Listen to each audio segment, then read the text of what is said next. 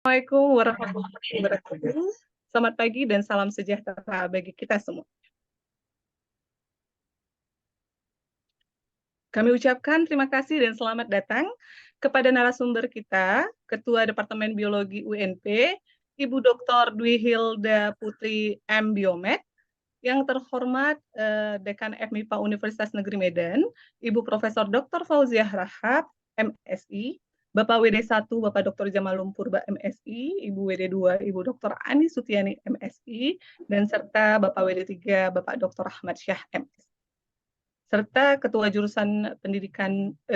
Jurusan Biologi, Ibu Hairiza Lubis, SSI, MSc, PhD. Kepala Kaprodi Pendidikan Biologi, Ibu Dr. Widya Arwita, MPD, Kaprodi Biologi, Bapak Ahmad Safwan S. Pulungan, MSI, serta Kaprodi Pendidikan IPA, Ibu Winadia Puspitasari, MSI. Kepala Lab Biologi, Bapak Hendro Pranoto, MSI, dan seluruh ketua jurusan di FMIPA, dan seluruh fungsionaris FMIPA, serta yang kami hormati seluruh Bapak Ibu dosen yang hadir pada pagi hari ini. Puji syukur malah kita panjatkan kehadirat Allah Subhanahu wa Ta'ala, Tuhan yang Maha Esa, karena atas berkah-Nya lah kita semua dapat menghadiri untuk bersama-sama menimba ilmu dari narasumber yang luar biasa ini. Meski kegiatan ini diharuskan secara online, semoga kita tetap sehat selalu. Amin ya Rabbal Alamin. Perkenalkan, nama saya Widya Ningsih yang akan memandu acara ini sampai selesai. Sebelum memulai acara, saya akan membacakan susunan acara pada hari ini yang sudah diawali dengan pembukaan saya sendiri, MC, laporan kegiatan oleh Ibu Ketua Jurusan, kata sambutan sekaligus membuka kegiatan oleh Bapak WD3, doa oleh Bapak Rizal, pendampingan penyusunan dokumen akreditasi unggul dan internasional dari narasumber kita, dan diskusi. Para hadirin yang kami hormati, agar acara berlangsung dengan lancar dan bermanfaat bagi kita semua, dibuka oleh doa terlebih dahulu oleh Bapak Rizal Mukra Matondang. Kepada Bapak kami persilahkan dengan segala hormat. Assalamualaikum warahmatullahi wabarakatuh. Selamat pagi untuk kita semua. Izinkan saya memimpin doa secara Islam.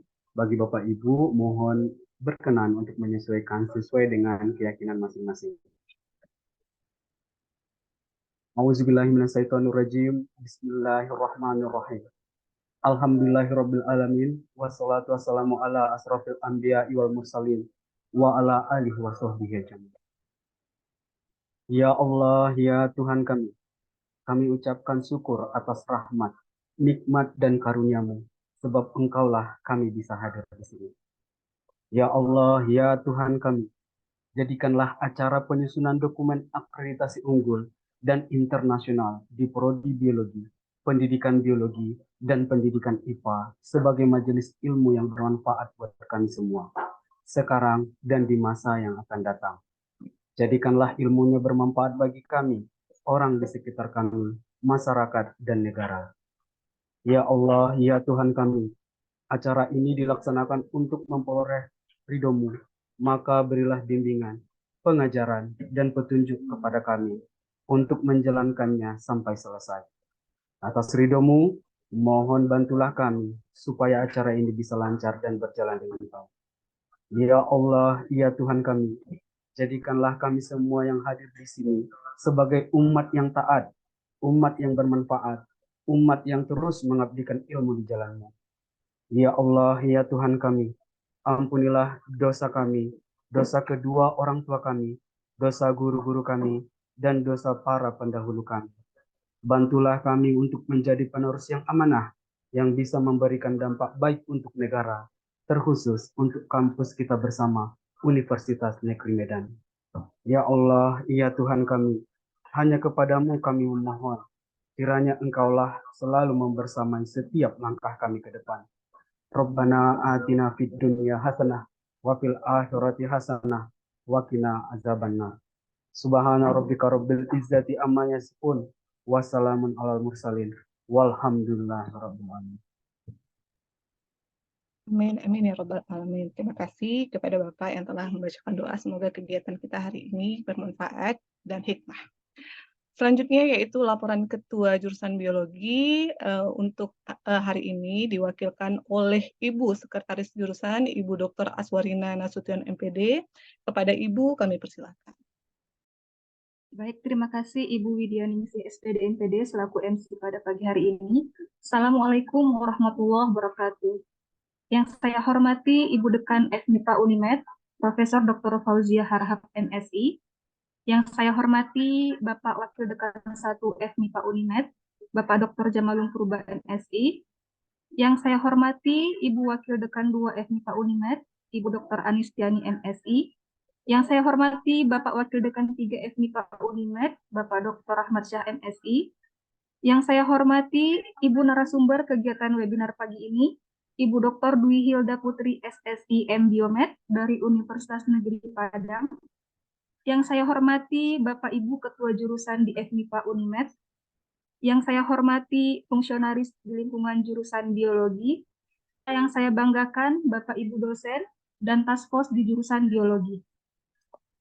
Puji dan syukur marilah sama-sama kita panjatkan kehadirat Allah Subhanahu wa taala. Karena berkat rahmat dan karunia-Nya kita dapat berkumpul meskipun secara daring dalam kegiatan webinar penyusunan dokumen akreditasi unggul dan internasional di Prodi Pendidikan Biologi, Prodi Biologi, dan Prodi Pendidikan IPA, jurusan Biologi FMIPA Unimed. Bapak Ibu yang berbahagia, izinkan saya mewakili Ibu Ketua Jurusan yang berhalangan hadir untuk mengucapkan selamat datang dan terima kasih kepada Bapak Ibu dosen dan task force yang telah hadir di acara ini. Saya juga mengucapkan terima kasih kepada seluruh panitia dan pihak-pihak yang terlibat dan membantu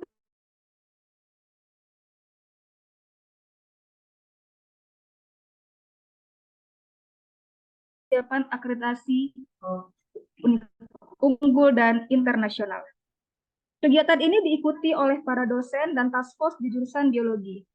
Adapun tujuan dari kegiatan webinar ini ialah untuk melakukan benchmarking dan mendapatkan informasi seluas-luasnya terkait penyusunan dokumen akreditasi unggul dan internasional. Yang mana dalam hal ini Departemen Biologi Universitas Negeri Padang sebagai instansi dari narasumber telah memperoleh akreditasi tersebut. Sehingga kita perlu belajar banyak dari narasumber. Kepada para dosen dan task force, kami harapkan untuk mengikuti kegiatan ini dengan sebaik-baiknya, agar tujuan kita mewujudkan prodi di jurusan biologi dapat terakreditasi secara unggul dan internasional dapat tercapai. Pada kesempatan ini kami juga memohon kesediaan Bapak WD3 untuk mewakili Ibu Dekan yang berhalangan hadir untuk membuka acara webinar ini secara resmi. Akhir kata, jika ada kekurangan dalam penyelenggaraan kegiatan ini, kami memohon maaf. Selamat mengikuti acara dan semoga bermanfaat. Assalamualaikum warahmatullahi wabarakatuh. Waalaikumsalam warahmatullahi wabarakatuh. Terima kasih Ibu Dr. Aswarina Nasution MPD yang telah membuka kegiatan pada pagi hari ini. Selanjutnya saya persilakan kepada Bapak WD3, Bapak Dr. Ahmad Syah MSI untuk memberikan kata sambutan dan sekaligus membuka acara kegiatan kita pada pagi hari ini. Kepada Bapak kami persilakan.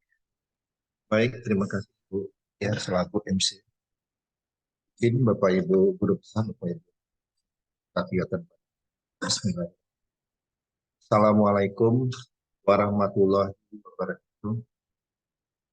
Selamat pagi, salam sejahtera untuk kita semua. Suara saya jelas ini? Jelas, Suara Pak. saya jelas, ya. Jelas. Ya. Baik, pertama dan utama kita panjatkan puji syukur kepada Allah Tuhan yang kuasa. Hingga detik ini diberikan kita nikmat kesehatan, sehingga kita dapat mengikuti kegiatan FGD pada hari ini. Merupakan nikmatnya sangat mahal.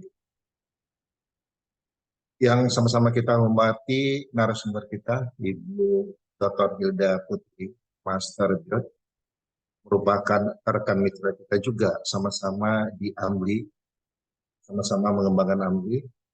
Selamat datang Bu, secara daring ya Bu ya, seolah nanti mungkin secara luring ini kan. Ya. Kemudian yang kita hormati Ketua Jurusan, Sekretaris, Ketua Prodi, Kepala Lab, Bapak Ibu Guru Besar, kemudian Ketua Panitia dan dosen khususnya TNI mungkin yang hadir pada ruangan kita ini, juga task force tadi, panitia. Pertama, titip salam dari Ibu Dekan, karena pada saat ini bersamaan kegiatan di Grand Mekor. Kemudian Wakil Dekan 1 dan 2 itu adalah tugas di Kepri dalam beberapa hari ini. Maka di bidang kemahasiswaan kita yang membuka pada kegiatan hari ini. Namun pada intinya tidak mengurangi rasa hormat kita kepada narasumber yang telah tadi sudah disampaikan oleh Ketua Panitia. Pada intinya tujuan daripada kegiatan kita ini kan tidak lain, kalau kita rujuk ke pusatnya adalah percepatan visi misi dari MIPA, kita UNIMED, untuk menjadi suatu fakultas yang unggul dalam bidang pendidikan, penelitian, inovasi bidang MIPA, baik nasional dan internasional. Kemudian, bulan Agustus kemarin, kita sudah ada pertemuan AMBLI di UNY. Ada 6 divisi kita untuk percepatannya itu. Salah satu divisi itu ada divisi pendidikan. Itu yang bertanggung jawab itu adalah UNJ dan UNY Yogyakarta. Ada divisi penelitian dan publikasi, itu UNES dan UMM. Kemudian ada divisi kerjasama, Makassar dan Uniksa. Ada divisi SDM dan keuangan, itu UNESA dan UNESA. Kemudian ada divisi kemahasiswaan, itu adalah UNIMED dan UNG. Serta ini yang kita kegiatan pada hari ini adalah divisi akreditasi nasional maupun internasional, itu adalah UPI dan UMP. Jadi artinya kita salah satunya adalah percepatan untuk kegiatan di AMBI kita. Adapun salah satu program dari divisi untuk akreditasi dan nasional ini, ada asosiasi LAM, pendampingan akreditasi yang kita lakukan pada hari ini, serta nanti ada akreditasi lab dan isolab untuk kegiatan kita lanjutannya. Nah, baik, terima kasih kami ucapkan kepada panitia yang telah melaksanakan kegiatan kita ini walau secara daring, ya. Kita mudah-mudahan bisa tujuan, target, dan harapan yang kita inginkan dari narasumber kita, dari UNP, mitra kita juga, yang sama-sama kita diambil untuk salah satu percepatan dari baik visi misi kita maupun tadi program kerja dari AMBLI yang akan nanti kita gulirkan juga di tahun depan di Makassar. Ada satu pantun sebagai penutup. Saya tadi karena pembuka tadi dari MC sebagai pantun, maka saya coba penutup. Berjuang bersama walaupun berat, kumpulkan SAR, Self Assessment Report, 6 standar dan prestasi. Kuatkan semangat FGD terjalin erat untuk kesuksesan ASIN akreditasi. Dengan mengucapkan Bismillahirrahmanirrahim, kami buka kegiatan kita pada hari ini, seminar FGD, Prodi, Biologi, DIK maupun non-DIK secara resmi saya buka. Dengan mengucapkan wabillahi taufiq wa hidayah. Assalamualaikum warahmatullahi wabarakatuh. Kami kembalikan ke Waalaikumsalam warahmatullahi wabarakatuh. Terima kasih kepada Bapak WD3 yang telah membuka acara kita pada pagi hari ini. Semoga kegiatan kita hari ini mendapat berkah dari Allah SWT. Selanjutnya memasuki acara inti, yaitu webinar penyusunan dokumen akreditasi unggul dan internasional di Prodi Biologi, Prodi Pendidikan Biologi, dan Prodi Pendidikan IPA, jurusan Biologi, FMIPA, Universitas Negeri Medan, Rabu 27 September 2023. Kepada Ibu narasumber, Ibu Dr. Dwi Hilda Putri M. Biomed, Ketua Departemen Biologi, kami persilahkan dengan segala hormat. Baik, Ibu, mungkin di sini sebelum kita mulai, kita jelaskan juga sedikit ya, Ibu. Boleh izin, Ibu? Oh, karena baik. ada kegiatan di PIP lagi untuk 1 Oktober. Ya, izin Ibu Ya, Pak. Hilda, Terima kasih, titip Pak. salam sama Ibu Yuni. Oh, siap Pak, Sama-sama siap. terus kita di kemahasiswaan. Oke. Karena di sana kan udah merangkap ya. Iya Pak, ya merangkap. Ya. Oke, terima kasih. Assalamualaikum Bapak Ibu. Waalaikumsalam. Waalaikumsalam. Mungkin Ibu, saya juga di sini sekaligus moderator ya, merangkap tidak apa-apa ya. Jadi status akreditasi kita saat ini yaitu kalau pendidikan IPA kita itu kan 2017 baru prodi baru. Jadi waktu tahun 2020 tidak salah saya atau 2021 kita mendapat akreditasi baik. Nah, sekarang kita lagi mau menyusun reakreditasi lagi dan insya Allah inginnya kita tahap unggul Ibu Hilda. Lalu di pendidikan biologi kita itu statusnya adalah akreditasi terakhir itu belum unggul ya Ibu Widya Arwita ya. Karena kemarin tahun kita ngelanjut gitu, akreditasinya kan kemarin A.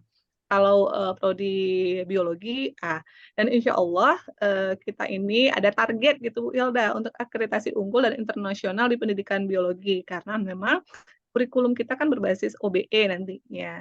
Mungkin nanti Bu Hilda bisa memaparkan bagaimana supaya ini tim-tim task force yang luar biasa ya, ada dosen-dosen lainnya yang rencananya penyusunan dokumen akreditasi unggul seperti apa, seperti itu. Terima kasih Ibu Hilda, seperti itulah gambaran dari akreditasi kami. Oke, siap. Boleh dimulai ya, Bu Boleh, Widya? silakan Oke. Ibu. Saya tadi berusaha mencari pantun, tapi sampai last minute nggak ketemu. Ya udahlah, nggak usah berpantun ya. Baik. Jadi biasanya cari contekan. Nah ini nggak pas nih. Siapa tahu nanti dapat ilham. Nanti ada pantun penutup, kita lihat saja. Assalamualaikum warahmatullahi wabarakatuh. Waalaikumsalam. Yang terhormat Bapak Ibu pimpinan FMIPA, Bapak Ibu pimpinan departemen di Unimed, kita sebutnya apa nih? Departemen apa jurusan nih, Bu Widya? Jurusan Ibu. Jurusan. Iya. Oke.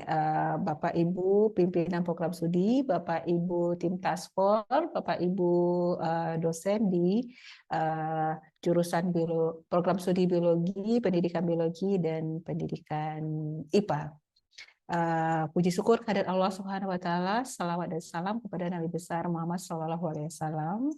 Terima kasih kepada teman-teman dari Unimed yang sudah memberikan kesempatan kepada kami Departemen Biologi untuk sharing, berbagi pengalaman saja bagaimana kami melewati proses akreditasi ASIN yang kita selesaikan di tahun 2021. Nah, saya izin share ya. Oke. Apa bisa terlihat Bapak Ibu? Terlihat Ibu. Oke. Baik. Ya, jadi kami pada kesempatan ini hanya mencoba, jadi mungkin tidak tepat narasumber ya. Jadi karena saya yakin Bapak Ibu semua pasti sangat berpengalaman untuk mengelola akreditasi. Apapun akreditasi yang kita perjuangkan sejauh ini prosesnya tidak akan jauh berbeda. Mungkin yang akan membedakan nanti adalah ya tuntutan yang diminta. Kami tidak terlalu berpengalaman untuk akreditasi di bawah lembaga akreditasi mandiri Lamsama. Kalau kita di IPA ya Lamsama, karena ya itu tadi ini juga jadi dasar, nanti kita akan lihat di latar belakang. Karena kebetulan proses unggul yang kami peroleh, jadi hari ini Departemen Biologi ada 2 program studi pendidikan biologi, program studi biologi. Kedua-dua program studi ini alhamdulillah ketika kita proses ASIN kemarin kita sudah lolos untuk diakreditasi tanpa ada kelengkapan, tanpa ada perbaikan. Jadi kita langsung mendapatkan akreditasi 6 tahun dari tahun 21 sampai 2027. Kemudian karena akreditasi kami ini memang langsung, waktu itu tidak ada waktu untuk memperbaiki, kami masih dapat proses pengakuan langsung dari Ban PT. Tapi buat teman-teman lain yang butuh perbaikan, jadi waktunya tertunda, yang kemudian proses pengakuannya harus lewat LAM, dalam hal ini LAM sama atau LAMDIK. Nah, itu ada proses pengajuan dan termasuk ada tambahan biaya. Nah, kebetulan kalau biologi waktu itu yang otomatis gitu. Jadi otomatis kita disetarakan dengan akreditasi unggul. Jadi status akreditasi program studi pendidikan biologi dan program studi biologi FMIPA UNP hari ini terakreditasi ASIN, dua-duanya sampai tahun 2027 dan terakreditasi unggul Ban PT. Nah, sedikit pengantar, dan ini sebenarnya sudah kita pahami mengapa kita harus melewati proses akreditasi, tidak lain adalah untuk menjamin mutu pendidikan, mendorong akuntabilitas, dan mendorong keterlibatan program studi dalam proses review yang berkelanjutan, dan terakreditasi artinya program studi mampu membuktikan apa yang dijanjikan. Nah, manfaat akreditasi buat mahasiswa kita tentu kita berharap bahwa dengan program studi yang terakreditasi, pendidikan dan gelar yang disandang nanti oleh lulusan kita itu memiliki nilai mutu yang terjamin. Kemudian jika ada proses transfer mahasiswa kita ke kampus lain di luar negeri maupun dalam negeri itu bisa diakui karena sudah disetarakan. Kemudian pendidikan dan gelar itu harapannya tentu diakui oleh pemberi kerja. Nah, kemudian untuk program studi sendiri tentu kita dengan proses akreditasi kita memiliki standar pembelajaran yang terjamin mutu, memiliki dasar untuk menyatakan tujuan pendidikan, memiliki sistem penjaminan mutu, memiliki alat ukur untuk pencapaian pembelajaran. Itu udah secara teori. Nah, tapi kalau ditanya ke kami di biologi, Departemen Biologi, apa sih? Nah, ini sering kali nih ditanya. Terus kenapa udah terakreditasi ASIN kan, udah terakreditasi internasional kan, terus manfaatnya apa? Apakah kemudian tiba-tiba kita menjadi kampus yang sangat internasional atau seperti apa? Nah, saya ingin berbagi dengan Bapak Ibu semua. Departemen Biologi, kedua program studi di Departemen Biologi FMIPA UNP sebelum ini kami itu tidak punya tradisi aktivitas internasional gitu. Mungkin beberapa program studi memiliki itu, kami tidak memiliki aktivitas itu. Kami tidak memiliki staf yang lulusan luar negeri gitu. Kami belum punya kerjasama luar negeri, belum punya pengalaman luar negeri. Tapi dengan proses akreditasi, menurut kami hal yang terpenting adalah kepercayaan diri dan spirit. Jadi kita melewati akreditasi itu cukup panjang prosesnya. Semua komponen dilibatkan dalam proses itu. Yang kami rasakan kemudian adalah spirit itu. Spirit tidak hanya oleh tim task force, yang dosen dan tendik, juga oleh mahasiswa. Bahwa setelah itu kita tentu juga percaya proses-proses lain yang mensupport gitu ya. Tapi setelah itu kami tidak pernah alfa dalam mengirimkan peserta untuk mengikuti IASMA gitu. Kami dan setelah itu juga kami mahasiswa juga mampu berkompetisi untuk mendapatkan beasiswa pertukaran mahasiswa pelajar yang dari 10 orang yang mendaftar, 1 alhamdulillah diterima di Fulbright. Dan buat kami, spirit, hal yang mahal itu dari sebuah proses adalah motivasi. Nah, misalnya di nasional saja gitu, kita setiap semester itu mengirimkan sekitar 20-25 mahasiswa program studi biologi untuk mengikuti aktivitas MBKM di BRIN. Nah, hal yang paling berat dalam melakukan ini adalah motivasi, khususnya ke mahasiswa kita. Memotivasi mahasiswa keluar dari zona nyaman, memotivasi mahasiswa untuk siap berkompetisi, untuk memotivasi mahasiswa untuk melihat dunia lain yang kemungkinan akan berbeda dengan yang mereka lakukan. Dan kami merasakan perubahan itu setelah proses asin itu, karena memang di salah satu proses asin itu kita melibatkan mahasiswa full dalam kegiatan kita. Nah, dan capaian-capaian lain. Jadi kalau Bapak Ibu bertanya apa yang sudah didapatkan oleh Departemen Biologi, program studi Departemen Biologi setelah akreditasi asin, buat saya pribadi secara langsung memang tidak ada korelasinya, tapi sangat berkorelasi ke environmental, semangat, kemudian ya proses-proses yang terjadi setelah itu. Nah, sekarang kita lihat tentang akreditasi itu sendiri, khususnya di ASIN ya. Jadi ketika kita akan mengajukan akreditasi ASIN, nah tahapan yang akan kita lewati itu adalah pertama mengajukan permohonan ke ASIN, dan di kami ini dilakukan oleh lembaga penjamu mutu. Di tahap pertama ini yang kita lakukan adalah sebagai syarat kita mengirimkan kurikulum yang akan dilibatkan dalam proses akreditasi ini. Kemudian ASIN-nya akan menilai apakah kurikulum kita itu masuk ke dalam kriterianya ASIN. Nah, kalau sudah oke, maka kita diberi waktu untuk menyiapkan SAR, self assessment. Kemudian kita mungkin ada waktu 2 kali untuk melakukan revisi, oleh ASIN diberikan kesempatan. Selanjutnya akan menjadwalkan kapan proses asesmen lapangan dilakukan, baik online atau offline, karena kebetulan di kami prosesnya itu online, jadi dijadwalkan secara online karena COVID waktu itu. Kemudian selama proses itu nanti tim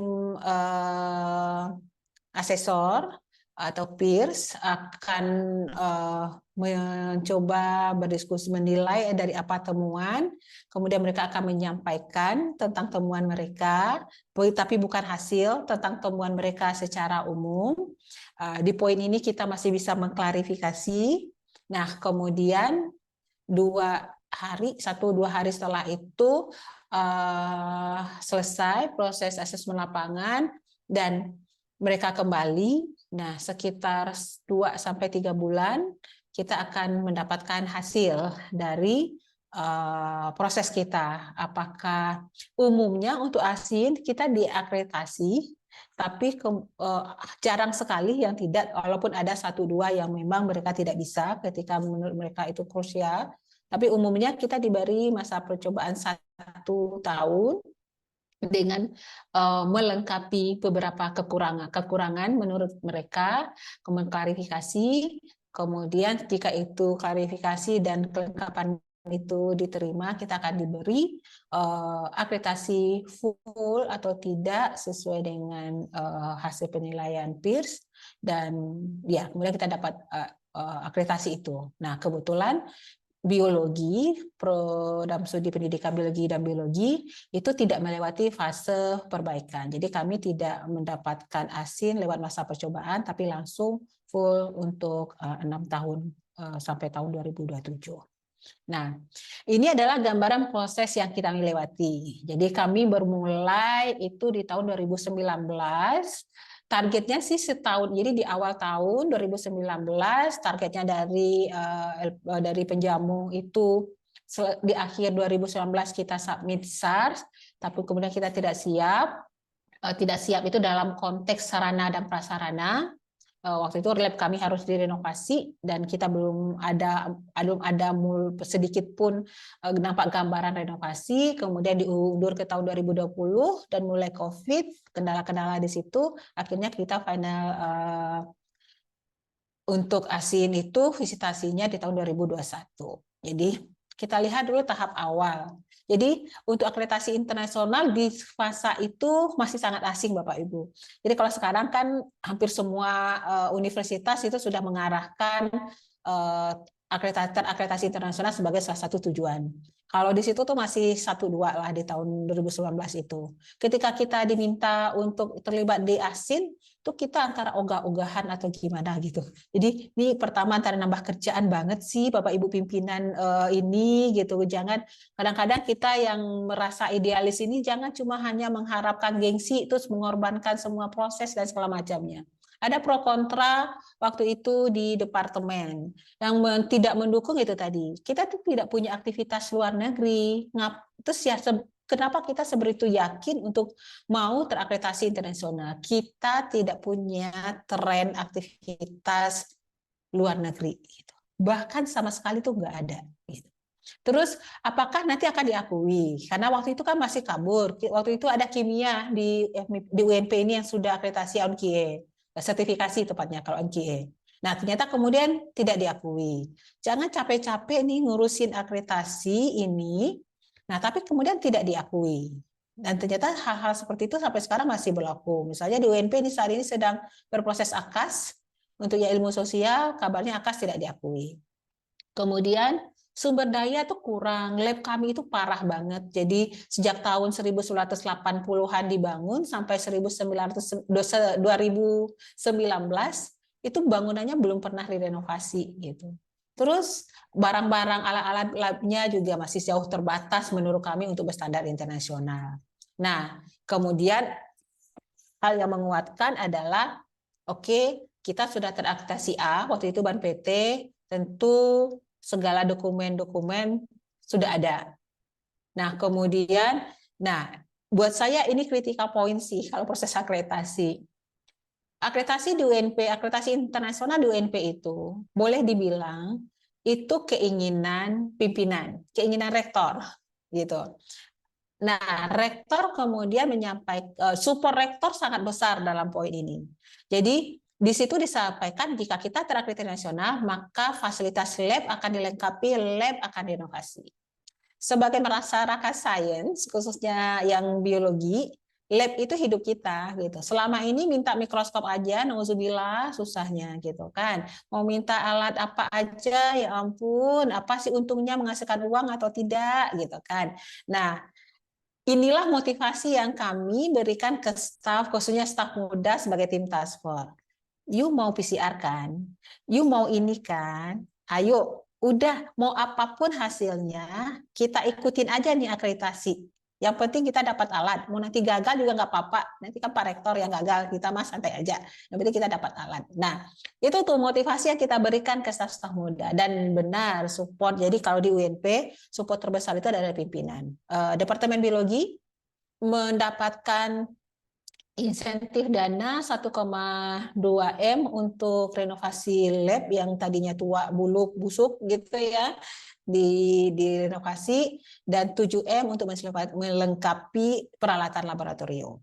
Nah, jadi dengan dana itulah ternyata event kita ini dosen, materi kita tuh masih tetap ada gitu. Jadi inilah spirit utama menurut saya yang mendorong teman-teman khususnya staf-staf muda untuk okelah berjuang untuk ASIN ini. Dan yang terakhir waktu itu kami juga harus mulai memikirkan tentang perpanjang akreditasi A. Nah, waktu itu kan masih ceritanya otomatis kalau kita akreditasi internasional otomatis akan unggul, sudah mulai pergeseran ke unggul. Ya sudahlah, daripada kita 2 kali kerja, kita ikut akreditasi internasional dan kita akan terstatus unggul. Nah, itulah latar belakang awal penyusunan kita mulai sepakat oke, kita siap untuk akreditasi internasional. Ada satu lagi di proses awal hampir di tahun 2019 itu sebenarnya yang baru berproses itu adalah program studi biologi. Nah, kemudian di awal tahun 2020 pendidikan biologi selesai proses reakreditasi yang kemudian menjadi A. Nah, sama pimpinan ya sudahlah langsung aja bergabung. Nah, jadi pendidikan biologi itu masuk tuh di tengah jalan untuk proses akreditasi ini. Nah, selanjutnya, ini adalah tahap yang menjadi kadang-kadang mimpi buruk karena setiap sebentar kumpul laporan bagaimana perkembangan dari dokumen-dokumen. Nah, ini yang kita lakukan.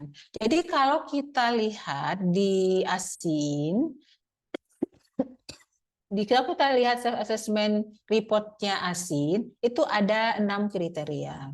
Ada kriteria umum tentang visi misi, PLO, PEO, kemudian ada kriteria 2, yang bicara tentang kurikulum, sistem pembelajaran, ada kriteria 3 fokus bicara tentang bagaimana sistem asesmen dan evaluasi, kemudian 4 sumber daya, yang kelima tentang dokumentasi dan proses administrasi, dan yang keenam tentang sistem penjaminan mutu. Dari 6 kriteria ini sebenarnya 4, 5, 6 mah biasa gitu ya, itu kriteria standar yang memang ada di setiap kali kita melakukan proses akreditasi. Yang agak membuat meriang sih yang 1, 2, 3 ya di kami, karena di masa itu kami juga kurikulumnya masih belum berbasis OBE juga, mengerti OBE juga nama doang, OBE gitu, kata orang ya udah OBE gitu. Nah, ini yang butuh energi waktu itu untuk mengerjakan. Jadi kriteria 1, 2, dan 3. Nah, pada kriteria 1 itu kita harus menetapkan tentang objektif dan learning outcome. Kita harus menetapkan apa yang akan dikuasai oleh lulusan kita gitu. Kita harus menetapkan PEO, kita harus menetapkan PLO, kita harus menyesuaikan. Nah, jadi kita lihat di sini. Inilah adalah hasil dari program edukasi objektif atau PEO dari biologi. Pada PEO ini, dan ini sebelumnya belum ada. Jadi ini kita buat ketika kita akan akreditasi. Hal yang sering muncul kalau di BAN PT dulu kan visi misi itu sampai ke program studi gitu. Nah, tapi dalam sistem OB dan sistem yang khususnya di ASIN itu ya visi misi itu kan milik pengelola sumber daya. Nah, itu adanya di level sampai departemen atau jurusan. Jadi PO harus disusun oleh program studi untuk menentukan apa harapan dari lulusannya pada tahun awal setelah tamat itu, apa sih harapannya untuk lulusan kita gitu, bahwa di PO itu harus ada profil lulusan. Jadi profil lulusan kita itu mau jadi apa gitu. Jadi kalau di sini kami menyusun profil profesionalisme di bidang biologi sehingga berkarir sebagai apa dengan kriteria yang dimiliki, kemampuan yang dimiliki apa gitu. Jadi di situ ada kemampuan biologinya, ada kemampuan intrapersonalnya, dan kontribusinya kepada masyarakat. Nah, ini sekali lagi kami buat ketika proses akan akreditasi gitu. Nah, kemudian PEO itu kemudian harus kita turunkan menjadi PLO. Nah, jadi menyusunnya berdasarkan pada visi misi UNPF MIPA Departemen, terus standar KKNI, masukan dari stakeholder dan tracer alumni, kemudian kita mengakhirkan PLO. Nah, sekali lagi kita harus ingat dalam memproses ASIN, kurikulum yang kita kirim itu adalah kurikulum yang sudah kita pakai dan sudah menghasilkan lulusan. Jadi bukan kurikulum terbaru gitu. Karena yang akan diakses oleh ASIN itu kan proses kita. Nah, dari apa yang kita bangun itu bagaimana kondisi lulusan kita, itu kan yang akan dia lihat. Maka waktu itu kami mengirimkan kurikulum 2017. Nah, padahal PL untuk bisa kemudian diakui, PLO kita ini nah harus mengacu kepada subjek spesifik kriterianya ASIN. Nah, ASIN itu sudah punya subjek spesifik kriteria untuk natural science, untuk biologi. Biologi itu kan masuk ke dalam kelompok natural science di ASIN. Ini SSC-nya. Ada 13 SSC. Gitu. Nah, inilah sekali lagi gitu, karena kita sudah berproses dulu baru memilih akreditasi mana yang kemudian cocok, bukan kita mengacu ke sesuatu, ke satu kelompok kemudian kita susun perangkat kita. Maka dalam konteks ini ketika kami menyusun PLO itu memang mengacu juga ke SSC. Gitu. Jadi SSC itu menuntut apa, terus kita pelajari dengan apa yang kita punya, maka kita terjemahkan kemudian ke dalam PLO kita. Nah, PLO kita ini harus tergambar bahwa dia merupakan tahapan atau proses yang akan mendukung PLO mana. Maka ini harus kita buatkan ke dalam matriks gitu. Nah, hubungan antara PLO dan PLO. Nah, selanjutnya ada hal yang menarik di sini. Kalau kita lihat subjek kriterianya asin itu hanya sampai 13. Kalau kita lihat PLO-nya biologi itu ada 14. Bisa jadi satu SSC itu diwakili oleh lebih dari satu PLO. Itu bisa jadi. Nah, kenapa bisa PLO-nya kita lebih dari SSC-nya asin? Karena dalam konteks ini kita boleh memiliki PLO yang memang tidak dituntut di asin. Karena itu kita nyatakan sebagai bagian dari penciri kita untuk konsep ini. Nah, di biologi UNP, program studi biologi UNP, asin tidak menuntut bahwa lulusan kita itu nanti memiliki keterampilan entrepreneur atau kewirausahaan. Tapi buat UNP, biologi, keterampilan kewirausahaan itu adalah salah satu hal yang harus dimiliki oleh lulusannya. Dan ini tergambar nanti ke mata kuliah. Setelah ini kita akan lihat tahapan selanjutnya yang kita lakukan. Nah, kemudian biologi, ini khusus ya, ini PLO untuk program studi biologi. Program studi biologi juga karena kita adalah program studi yang berada di kampus yang berbasis LPTK, maka kita menginginkan lulusan biologi itu juga memiliki pengetahuan tentang perencanaan, pelaksanaan, dan proses pembelajaran biologi. Nah, ini tuh kita buat ada di kurikulum 2017 mata kuliahnya, kemudian kita terjemahkan ke ASIN tahun 2019, dan akhirnya hal ini juga relatif dengan perkembangan. Ya kan Bapak Ibu, karena sekarang ternyata kan boleh yang prajab ya namanya itu ya. Yang prajab itu artinya mahasiswa biologi juga bisa ikut PPG prajab kan ya. Nah, hal ini mungkin yang akan ya prajab ya namanya Bapak Ibu, maaf kalau saya salah ya. Ya, yang satu kan dalam jabatan, yang prajab berarti yang fresh graduate gitu kan ya, yang PPG itu. Ini maaf ya karena saya tidak di bidang pendidikan. Nah, sekarang yang lulusan biologi juga bisa mengikuti PPG prajab. Dan ini akan menjadikan lulusan program studi biologi UNP berbeda dengan lulusan dari biologi-biologi lainnya. Gitu. Dan ini sekali lagi diizinkan dalam kita menyusun dokumen ASIN, keluar dari SSC yang diminta oleh ASIN sebagai penciri kita. Jadi kalau kita lihat SSC untuk life science itu ada dua kelompok. Yang pertama kelompok yang mengacu kepada kompetensi spesifik biologi lulusan, yang kedua adalah kompetensi umum dan sosial. Nah, ini dia.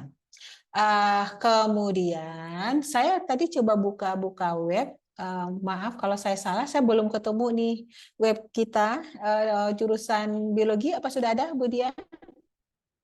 Bu Widya? Sudah ada, Ibu. Oh, oke, sudah. Nah, alhamdulillah kalau seperti itu, karena semua hal yang terkait dengan PLO dan PEO itu harus terakses oleh siapa saja secara mudah. Nah, jadi semua produk-produk kita ini harus kita upload ke web kita. Nah, itu. Itu tentang bagaimana kita menyusun PLO dan PEO di diskusi kita pagi ini. Tentu kita tidak bicara terlalu teknis tentang proses ini, tapi mungkin sebagai gambaran untuk Bapak Ibu, PLO itu nanti setelah kita menetapkan PLO itu nanti akan kita turunkan menjadi mata kuliah pendukung. Nah, kemudian bahwa PLO itu nanti di bagian akhir akan kita lihat dia harus bisa di-assess, dievaluasi apakah mahasiswa bisa untuk mencapai target yang kita harapkan. Nah, hasil analisis PLO ini nanti akan kita gunakan untuk pengembangan PLO selanjutnya. Kemudian untuk kualifikasi yang diperoleh dari lulusan memungkinkan mereka untuk mendapat pekerjaan di bidangnya. Nah, itu sesuai dengan profil lulusan yang kita sudah buat tadi. Nah, Bapak Ibu, itu hal yang terkait dengan penyusunan PEO, PLO, kemudian kita harus membuat matriks bagaimana hubungan PEO dengan PLO, kemudian khusus untuk akreditasi ASIIN, kita harus menunjukkan di mana posisi PLO kita dibandingkan dengan SSC, subject specific kriteria ASIIN, sehingga kita bisa menunjukkan bahwa ke-13 SSC ASIIN itu memang sudah tercover dalam PLO kita. Itu. Untuk hal-hal tertentu, dalam hal ini biologi, ketika biologi itu dimasukkan ke dalam SSC untuk life science, kalau ada 13 SSC, maka ke-13-nya itu harus terpenuhi, harus ada. Berbeda nanti kasusnya dengan pendidikan biologi. Pendidikan biologi itu menggunakan SSC yang kombinasi, gitu. Karena ada aspek humanioranya, ada aspek life science-nya. Nah, nanti itu akan kita jelaskan di SARS dan akan kita pilih SSC mana yang di life science, SSC mana yang di humaniora yang mendukung untuk penyusunan PLO, PEO di program studi kita. Nah, oke. Nah, selanjutnya hal yang juga penting, yang juga butuh energi untuk kita susun dokumen SARS yang mungkin mungkin kita tidak lakukan, mungkin kita tidak lakukan itu ketika kita melakukan akreditasi lain adalah kurikulum. Hal yang terpenting dalam kurikulum ini adalah tentang beban jam untuk mahasiswa. Kita harus menyesuaikan definisi SKS kita dengan definisi kredit transfer yang dipakai di Eropa. Itu. Dan harus hati-hati di kurikulum kita. Saya mau tahu kita di Unimed berapa SKS totalnya, Bu Widya? Sekitar sekarang ini 144 kalau tidak salah untuk kurikulum terbaru. Ya, 144. Tapi sekali lagi perlu diingat yang kita kirim bukan kurikulum terbaru, tapi kurikulum terakhir di mana kita sudah punya lulusan. Nah, itu. Jadi tidak masalah misalnya, jadi kami ingin memberikan gambaran. Tidak masalah bahwa kurikulum kita yang kita kirim itu tidak update. Kami punya pengalaman waktu itu ketika ditanya, kok di kurikulum Anda hari ini itu kan informasi biologi itu sudah dianalisis di level genetik dan analisis bioinformatik itu ada hal yang penting. Kami tidak melihat itu ada di kurikulum Anda, kata mereka.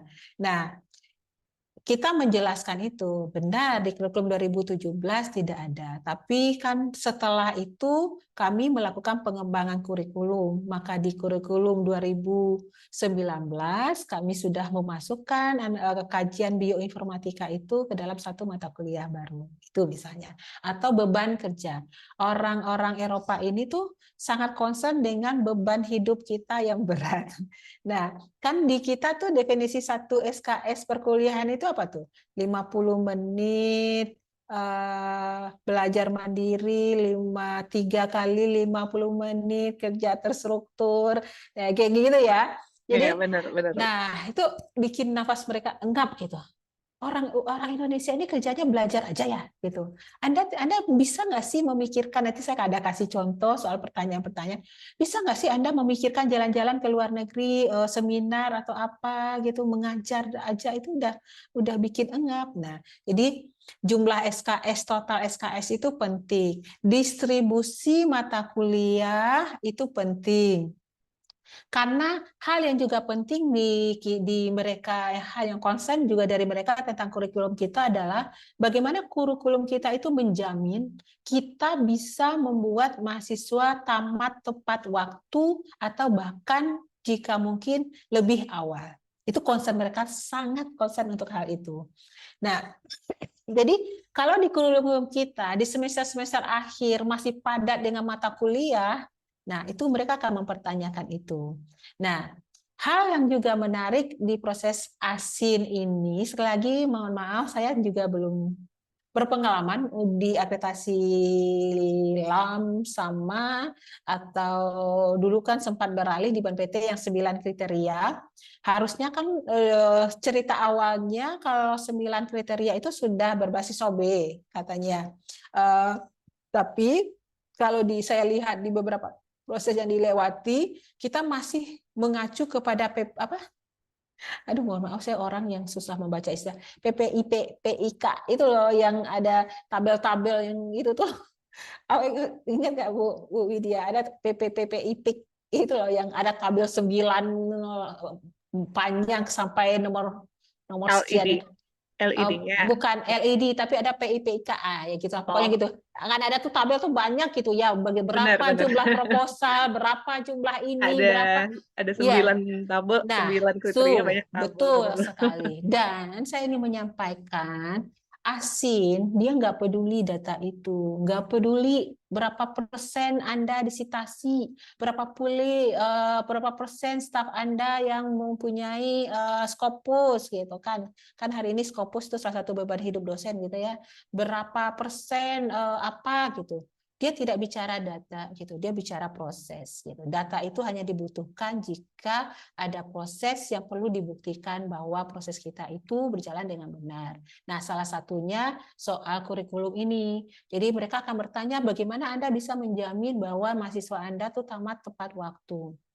Nah, ini terus kenapa nih pada semester 6, 7, 6 tuh jumlah SKS-nya itu kecil. Nah, ini yang waktu itu kita jelaskan. Kita memang sengaja menyusun kurikulum ini seperti ini karena dengan struktur kurikulum seperti ini, di tahun-tahun akhir mahasiswa masih punya kesempatan jika ingin memperbaiki mata kuliah yang tidak lulus, sehingga dia tidak perlu menghabiskan waktu melebihi semester yang seharusnya.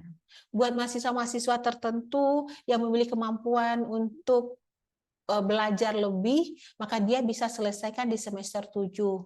Dan ini terbukti dari rata-rata masa studi mahasiswa program studi biologi itu di 3 tahun terakhir 3,8 tahun. Nah, jadi angka 3,8 tahun itu bukan yang utama kalau kita berproses ASIN. Dia hanya komponen yang dibutuhkan untuk membuktikan penjelasan kita tentang proses. Nah, ini kan berbeda nih ya, kalau kita di BANPT dan saya lihat kalau di LAM pun masih begitu. Kalau persentase kelulusannya di bawah 4 tuh nilainya 4 gitu. Kalau di atas 4 gitu kan ya. Artinya kita masih melihat output gitu, bukan outcome dalam proses ini. Tapi di ASIN angka-angka itu hanya indikator pendukung dari proses yang sedang kita bangun. Nah, itu. Nah, jadi ini yang perlu disesuaikan. Sekali lagi perlu disesuaikan karena kita sudah menjalani ini gitu. Yang kita lakukan ketika kita akan proses akreditasi, kita menyesuaikan, mengkondisikannya. Nah, kemudian seperti yang disampaikan tadi, PLO diturunkan menjadi mata kuliah pendukung di teori penyusunannya. Sekali lagi kan ini kurikulum kita sudah ada.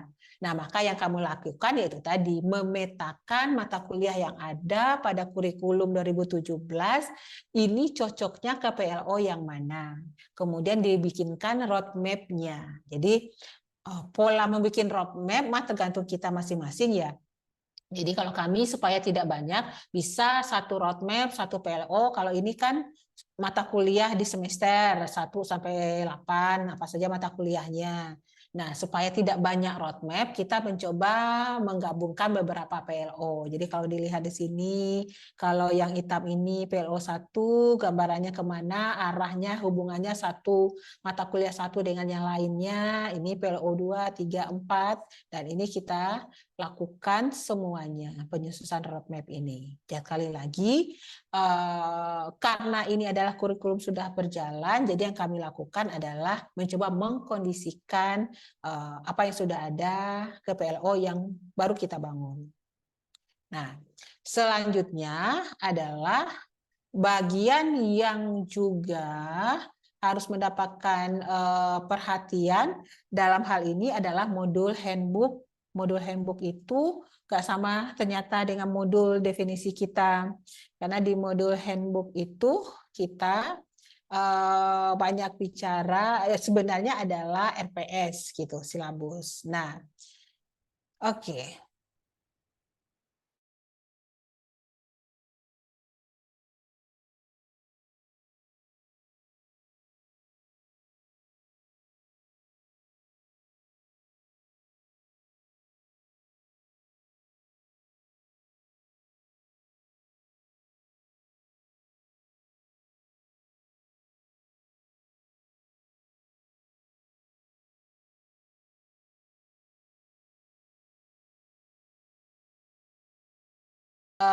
Hubungan antara CO, course outcome, dengan PLO yang ada, bagaimana persentase penilaiannya, apa saja topik-topik dan referensi.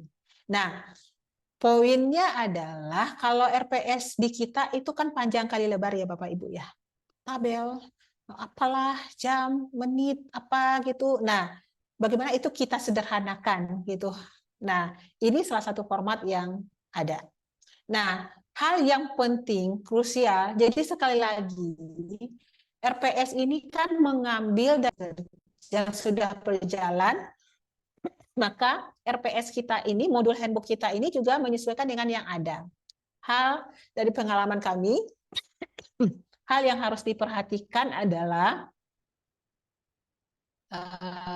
izin ini, hal yang harus diperhatikan yang sering kita lupa adalah menyamakan kredit ini dengan ke penyetaraan yang kita sepakati, jangan sampai salah. Kemudian referensi. Nah, karena seringkali kita kan ya, apalagi dosen-dosen senior lupa mengupdate RPS-nya diupdate tapi referensinya lupa diupdate, terus lahirlah di situ tahun-tahun bahla kita masih menggunakan referensi gitu. Kemudian hal-hal kecil menurut kita tuh sederhana gitu kan, tapi ternyata nggak bisa, itu judul mata kuliahnya pembelajaran bahasa Inggris untuk biologi misalnya gitu, di referensinya bahasa Indonesia semua. Nah itu kita ada satu REPS tuh yang dilihat mereka tuh seperti itu. Nah kemudian kita harus menyusun CO. Nah CO ini harus disusun ulang, CPMK ya kalau istilahnya di kita, bahwa di situ harus bisa terukur. Nah, jadi definisi CO kita itu ada sesuatu yang bisa terukur. Jadi kami waktu itu memang berproses untuk satu mata kuliah, kita berproses untuk bagaimana menyusun CO yang tepat, yang kemudian kita turunkan ke mata kuliah lain. Ini semua Bapak Ibu harus dibuat, dan kami strateginya membuat ini hanya dilakukan oleh tim task force. Dengan waktu yang ada, kami memang bekerja dengan tim task force, tidak menyerahkan ini ke Bapak Ibu dosen.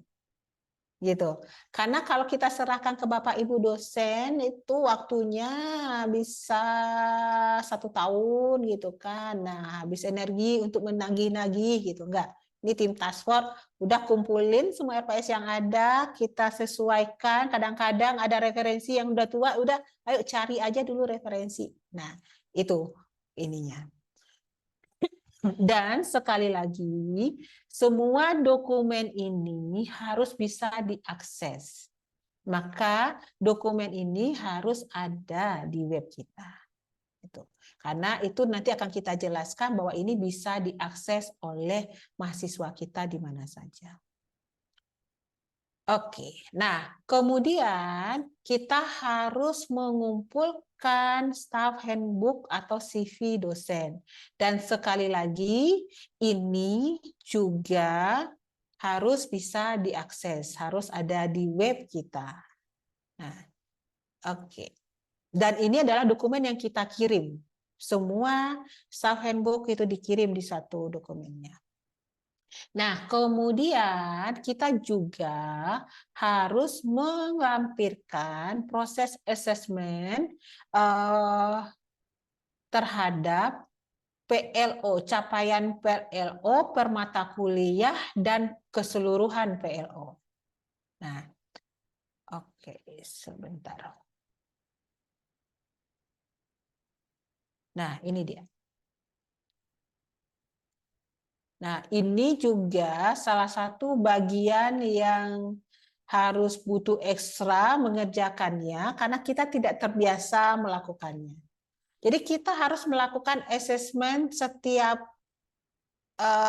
selesai semester harusnya pada mata kuliah yang kita ampu, kan di modul handbook itu sudah dijelaskan. Jadi kalau tadi kita lihat pada modul handbook, nih, pada modul handbook kalau kita lihat di modul handbook itu dijelaskan pada mata kuliah ini, jadi pada mata kuliah genetik 2 itu dia terkait dengan PLO berapa gitu ya. PLO 3, PLO 2, PLO 4, PLO 11, PLO 12, maka ketika kita melakukan asesmen, kita harus menghitungnya.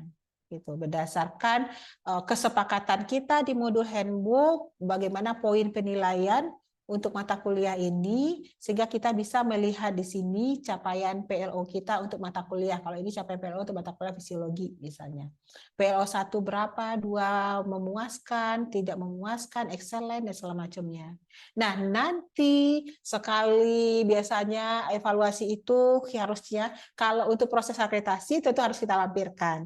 Tapi untuk kegiatan rutin proses itu harus kita lakukan mungkin sekali 2 tahun, 3 tahun ketika kita akan mengevaluasi semua proses pembelajaran kita, bagaimana pencapaian semua PLO kita. Dari 14, 13 PLO kita, bagaimana pencapaian dari semua itu. Nah, itu. Kemudian website jurusan prodi itu tentu tersedia dalam bahasa bilingual dan terupdate. Nah, itu adalah poin penting. Jadi bagi kami website itu benar-benar ujung tombak gitu. Waktu itu kan kita mendesain website itu, jadi kami ingin berbagi cerita taktis gitu. Semua proses di Departemen Biologi itu dilakukan oleh kami sendiri. Termasuk website gitu. Mungkin bahasa kami tidak canggih-canggih karena dia tidak menggunakan tenaga profesional, tapi di waktu itu dengan waktu terbatas kita menginginkan website itu sesuai dengan keinginan kita. Kalau kita bekerja dengan orang profesional, kita nggak bisa sebentar ini mau diganti, ini ditambahkan, ini tolong dirubah gitu. Jadi semuanya itu harus tertera di situ sesuai dengan harapan yang ingin kita bangun. Nah, kemudian semua dokumen akademik, aturan akademik, SOP dari prodi, fakultas, universitas, semuanya harus siap dalam bahasa Inggris dan itu nanti dikirim. Nah, itu harus disiapkan. Kemudian pada kriteria 3, evaluasi asesmen, itu juga akan kita harus melampirkan contoh skripsi, contoh laporan magang, itu dalam bahasa Inggris full. Nah, jadi kalau waktu itu mereka minta 2 per program studi. Harus diterjemahkan. Nah, kemudian penting juga kalau kita sudah sampai ke visitasi, bagaimana proses sosialisasi SARS itu sampai ke dosen, mahasiswa, dan pimpinan universitas. Jangan sampai nanti ketika wawancara kita beda visi. Jadi kemudian strategi itu nomor 1. Ini kan namanya perang gitu ya, strategi itu harus siapkan. Nah, kami mau berbagi, tapi jangan di-share ke ASIN ya. Nanti jangan bilang di ASIN mengatasi kata Departemen Biologi. Kami melakukan hal-hal itu curang atau enggak ya? Kalau saya sih enggak menganggapnya curang ya, saya menganggap itu strategi. Jadi dosen-dosen muda itu adalah tim task force. Tim task force itu mahasiswa, gitu. Alumni dilibatkan. Nah, kemudian ketika akan visitasi, tim task force tidak bisa menjadi dosen yang akan diwawancara. Maka dibagi. Setengah tim task force yang memiliki kemampuan bahasa Inggris bagus, performa bagus, komunikasi bagus, itu dipindahkan, mengirim namanya, dia tidak dimasukkan ke tim task force, diganti dengan dosen-dosen lain, mungkin dosen senior, karena ketika visitasi dia tidak akan bertanya, coba kriteria 1, coba kriteria 2, siapapun boleh menjawab gitu. Nah, artinya nanti ketika visitasi wawancara dengan dosen, dosen ini kan sebenarnya dulunya adalah tim task force gitu. Dia tahu isi SARS kita. Jadi miskomunikasi nggak akan muncul di situ. Ketika diwawancara mahasiswa misalnya melibatkan mahasiswa itu juga hal penting. Saya tuh entah termasuk orang yang tegaan, tapi saya tidak menganggap tegaan gitu. Saya menganggap ini rumah kita bersama, kita bangun bersama. Effortnya, energi ketika kita menyelesaikan semua dokumen ASIN ini akan terbawa oleh ke mahasiswa kita ketika dia diwawancara gitu. Jadi spirit itu akan terbawa ke mereka. Jadi kalau Bapak Ibu mendapat gambaran atau kejadian waktu itu ketika mewawancara mahasiswa itu, mahasiswa kita tuh bahkan tidak memberikan kesempatan kepada peersnya untuk berpikir gitu.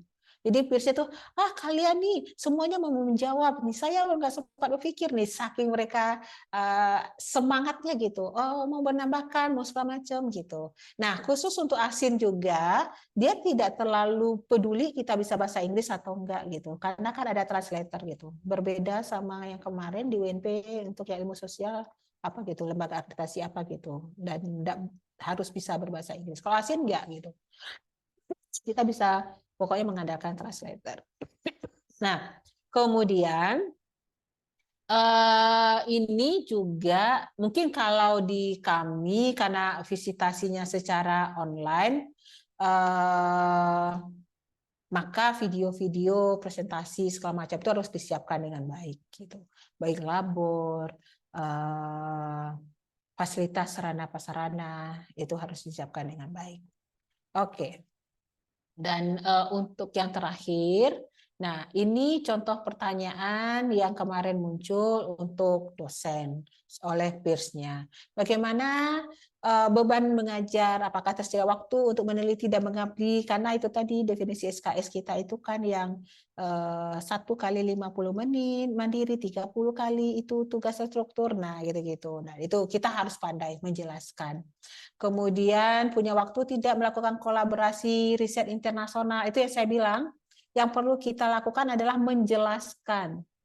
Semua data-data itu hanya pendukung. Apakah punya waktu kolaborasi riset internasional? Kita sampaikan, oh iya kami punya kesempatan untuk itu, beberapa mata kuliah itu juga dibangun berdasarkan proyek, terlihat dari pada tahun sekian angka jumlah proposal penelitian skala internasional. Nah, dalam konteks ini kita bisa lihat bedanya dengan kalau kita akreditasi LAM atau BAN PT gitu. Kalau LAM atau BAN PT kan kita sekian, angkanya dulu kan yang menunjukkan sekian jumlah publikasi internasional, sekian jumlah, bukan proses gitu. Dan mereka tidak akan tanya mana contoh proposalnya, mana bukti skopusnya, nggak ada. Mereka percaya aja ke kita gitu. Kemudian apakah dosen kita itu semuanya dosen tetap atau yang tidak tetap, bagaimana pengaturannya. Kemudian soal laboratorium, poin dari laboratorium ini dalam konteks ASIN adalah bagaimana laboratorium mendukung pencapaian PLO. Itu poinnya. Nah, karena kita biologi masuk ke life science, maka alat-alat laboratorium, fasilitas laboratorium adalah poin penting. Kalau kita belajar dengan beberapa teman-teman yang sudah akreditasi, yang sering kali menjadi kendala tentang fasilitas laboratorium ini. Misalnya, jumlah mikroskop, mahasiswa kita sekian, jumlah mikroskop kita sekian. Bisa nggak sih ini mewakili kebutuhan mahasiswa gitu? Bahwa alat kita itu nggak harus canggih. Kemudian kita miliki alat canggih sendiri. Jadi ada pelajaran waktu visitasi itu kita punya satu alat canggih. Terus ditanya apakah alat canggih ini dipakai bersama dengan program studi lain atau hanya untuk biologi.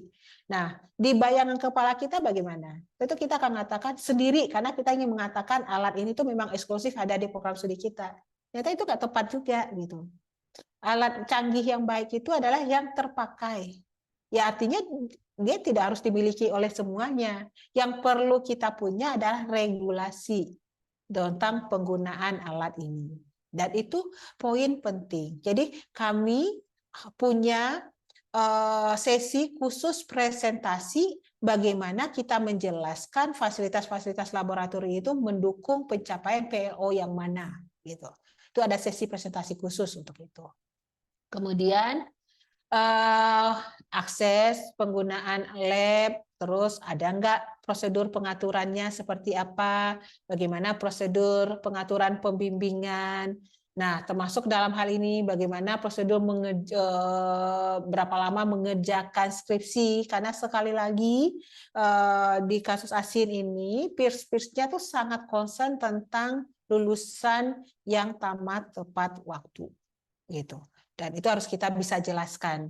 Kemudian apa kesulitan untuk mata kuliah praktikum, nah ini peralatan dan segala macamnya itu harus bisa dijelaskan. Nah kemudian yang penting itu juga yang selalu ditanya adalah tentang hak mahasiswa. Gitu. Apakah mahasiswa pun diakui di proses kita? Apakah kita punya mekanisme bagaimana mahasiswa memberikan feedback untuk proses yang ada? Dalam hal ini kan monitoring ya, gitu. Kita punya aturan itu enggak? Apakah mahasiswa dilibatkan dalam penyusunan kurikulum? Nah, apakah mahasiswa punya akses? Kita punya mekanisme untuk mahasiswa komplain terhadap hasil yang diperoleh. Nah, mungkin dari saya sebagai gambaran bagaimana kami sharing pengalaman ketika melewati proses ASIN kemarin itu. Terima kasih untuk waktunya. Saya kembalikan kepada Ibu Widya Ningsih. Terima kasih Ibu Dwi Hilda, sangat membuka kita ya, tim-tim task force juga, Bapak Ibu dosen juga terhadap penyusunan dokumen akreditasi unggul. Jika Bapak Ibu di sini ada yang mau bertanya, atau kita diskusi ringan saja ya Bu Hilda ya, diskusi ringan terkait dengan penyusunan akreditasi, saya persilahkan. Mungkin di sini saya sendiri boleh bertanya ya Bu ya.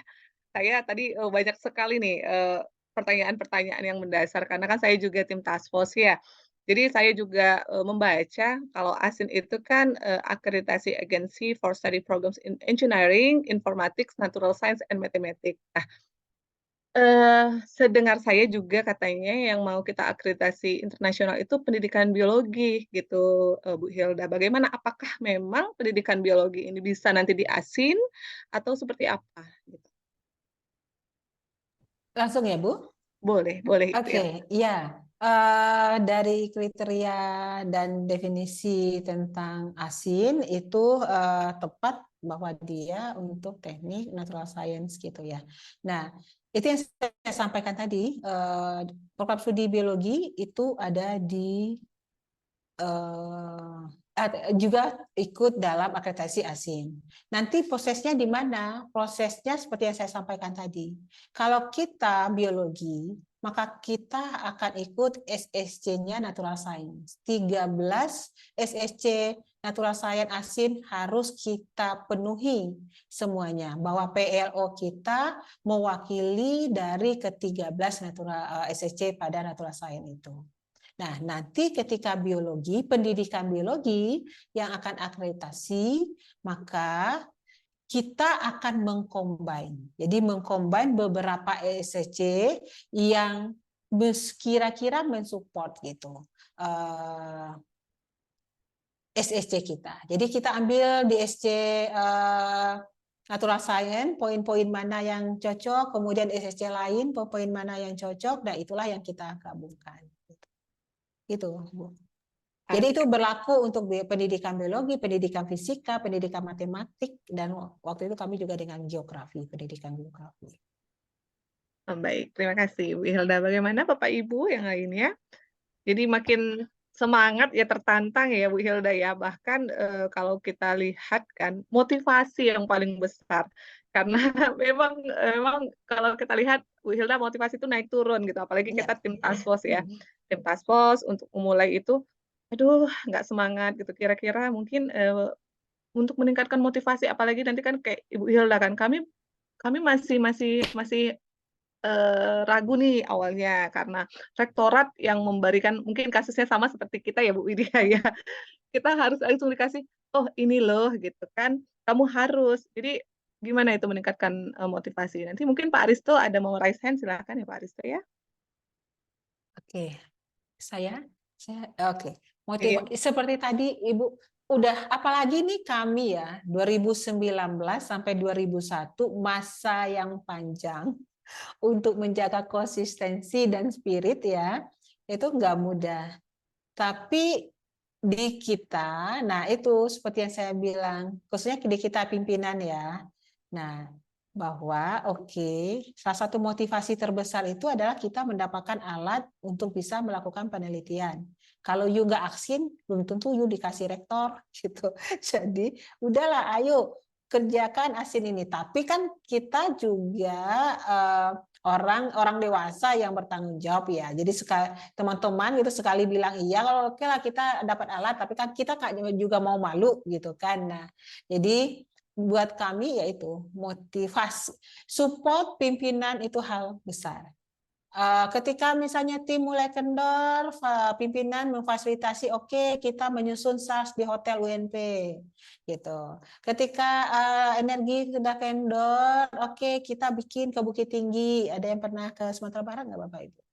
Bukit Tinggi, nah Padang sama Bukit Tinggi itu kan beda ya auranya gitu. Oh ya, dibawalah kita ke Bukit Tinggi. Nah, ya hal-hal seperti itu. Dan sekali lagi, kalau pimpinan ya, hal yang memudahkan di proses ini adalah support pimpinan gitu. Nah, itu sih Bu. Terima kasih Bu Hilda. Semangat ya tim task force. Ini ada Pak Aristo dan Ibu Kaprodi kita ini, Ibu Widya Arwita. Mungkin Pak Aristo luan raise hand gimana? Ini boleh Ibu. Pak Aristo, ini dari Padang ya, terima Bu. kasih atas Kecamatan kesempatannya UNP. Bu Widya. Baik. Saya kalau nggak salah pernah mendengar-dengar Bu, kalau untuk akreditasi internasional ini tadi Ibu juga ada menyebutkan bahwa perlu mempersiapkan sarana dan prasarana juga di gedung-gedung kita pun juga diperhatikan seperti itu. Nah, kira-kira berdasarkan pengalaman Ibu kemarin, ada nggak kira-kira spesifik gedung-gedung atau sarana prasarana apa yang langsung mereka jadi sorotan seperti itu, Bu, yang memang harus kita persiapkan gitu, Bu. Terima kasih. Mungkin itu saja pertanyaan sederhana. Baik, Pak Aristo, terima kasih. Padang ya Pak? Di mana? Sekampung tidak kita? Saya Pasaman, Bu. Pasaman. Kalau UNP pernah jadi dosen tetap non PNS juga di pendidikan IPA. kan kita bisa ketemu ya. Teman-teman nongkrongnya Bang Yogi. Oh, Yogi, oke, baiklah. Siap. Berarti sudah tahu dong pasti ya. Buluk-buluknya UNP udah tahu. Nah, intinya di situ.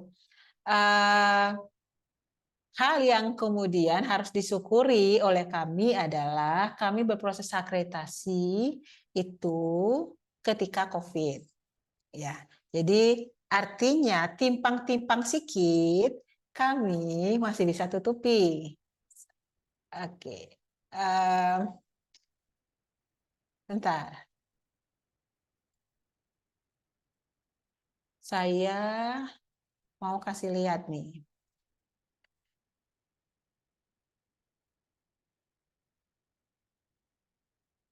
Saya bisa share lagi ya.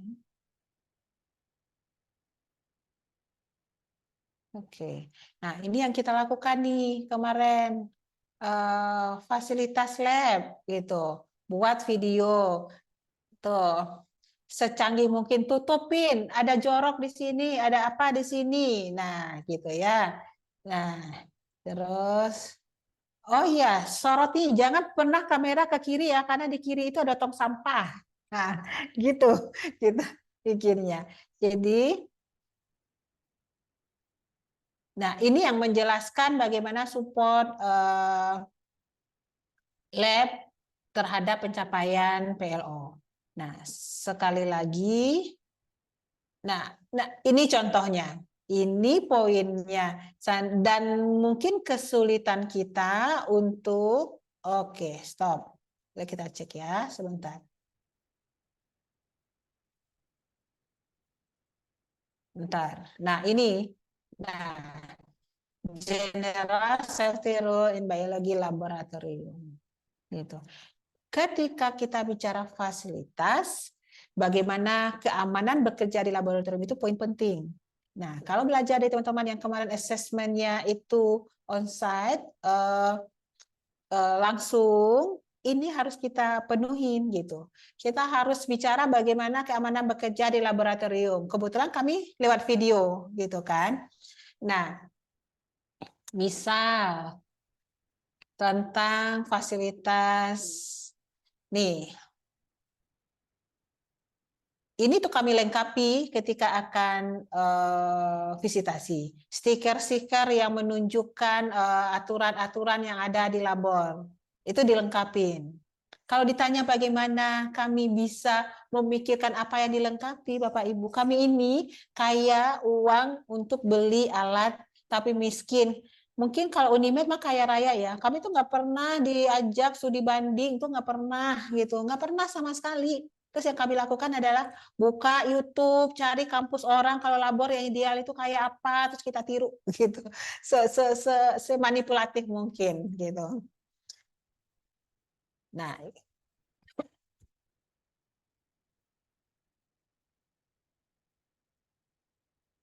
jadi menurut saya video-video ini akan lebih baik kalau kita siapkan di website. Karena sekarang itu ada pilihan. Mereka tidak akan selalu menuntut visitasi offline. Selama menurut gambaran mereka, kita sudah memenuhi kriteria. Jadi dilengkapin gitu informasi-informasi ini. Nah, oke. Jadi poinnya adalah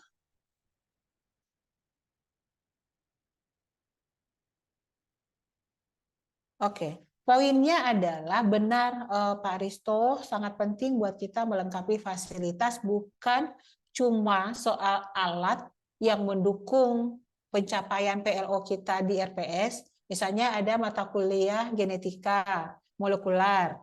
Punya nggak kita alat itu untuk mengajarkan genetika molekular ke mahasiswa? Kita punya mata kuliah ekologi tumbuhan. Nah, akan ditanya pertama kali, punya hotan pendidikan nggak?